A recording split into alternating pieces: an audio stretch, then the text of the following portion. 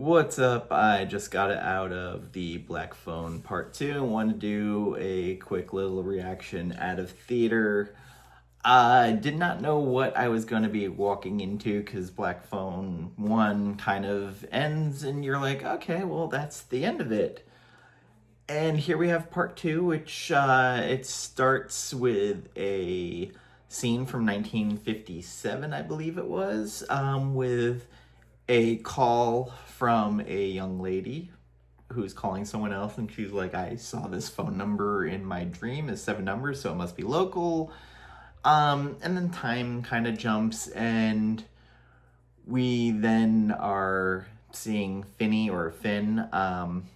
It's a couple of years after his encounter with the grabber. He is beating the ever-living fuck out of a kid.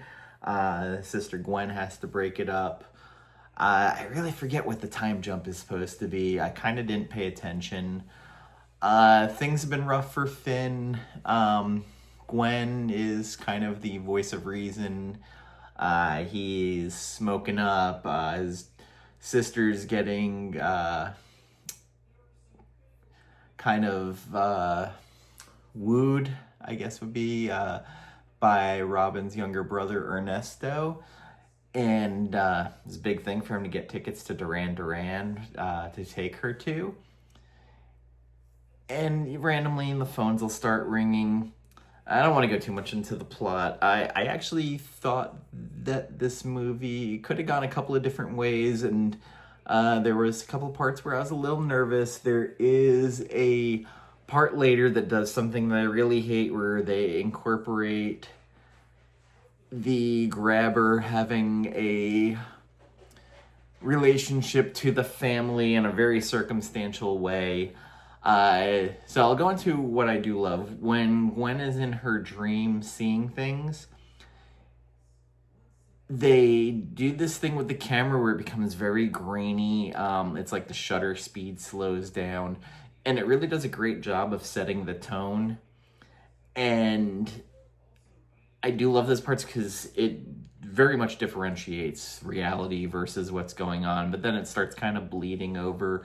Ethan Hawke does a fantastic job as the grabber again, and really steps up the diabolical monologue now, where he's talking on the phone to Finn and Gwen, and he talks about his experience in hell. And once again, I love the part with his mask is segmented and kind of can come apart and take different pieces off. Like he could take the top off and still have that weird like grinning demon part of it, or take the bottom off, and sometimes that bottom piece switches. There were some interesting kills in this, and it is part a haunting. It is what was that Kevin Bacon movie? Stir of Echoes. It's a little bit of that. At a certain point, the grabber, Ethan Hawke, becomes Freddy Krueger, and I think those are the parts I love the most. Really enjoyable movie. Again, like, I literally sat there at a certain point and I was like, oh, fuck, well, he's Freddy Krueger. Is this going to become a franchise now? Like, I'd love to say that this is the end, but I said that the last movie, and well, we have a sequel. I enjoyed it. I also got worried at many different parts of like, this is gonna go wrong. This is the part where it jumps the shark, and it never quite got there. But there were moments where it kind of started veering there. Like, my friend who went with me, he was like, it was like they took a different screenwriter or script and we're like, all right, we're gonna incorporate this and make it into a Black Phone movie. And I didn't quite get that vibe, but I could see where he was coming from. And I saw a couple of parts where it could have gone a couple of different ways. And then I had, because I just paid too much attention, I was like, oh, the grabber went to hell, but he got to keep his belt that he uses like Pootie Tang in certain parts. Anyway, those are just some of my quick thoughts. Overall, I enjoyed the movie.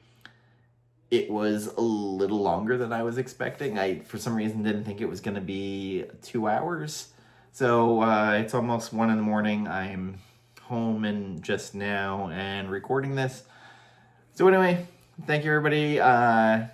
It is worth checking out. I don't know if it's I need to see it in a theater experience kind of thing.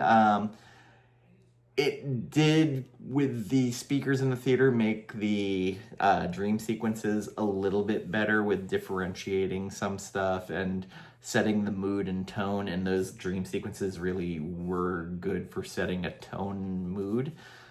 And also, like, I saw the new Predator Badlands trailer and I loved it, and I can't wait to see it in 2 weeks. So, if I were going to rate the movie, I would say it's probably about a 3 out of 5. It was good enough. I know that's really not encouraging, but it was too good to be bad, but not too bad to not be good. It did just enough right and didn't do enough bad, but there were a couple of questionable plot choices. And again, I will see you next time, and I think Carlito and I are streaming on Thursday to do Night of the Living Dead 1990, and I think another movie. Hopefully he's going to pick one of the movies that I sent him that he's never watched, like Fright Night, but we'll see. He's never watched Evil Deads, and I sent those to him. Take care, everybody, and let me know your thoughts on the movie. Bye.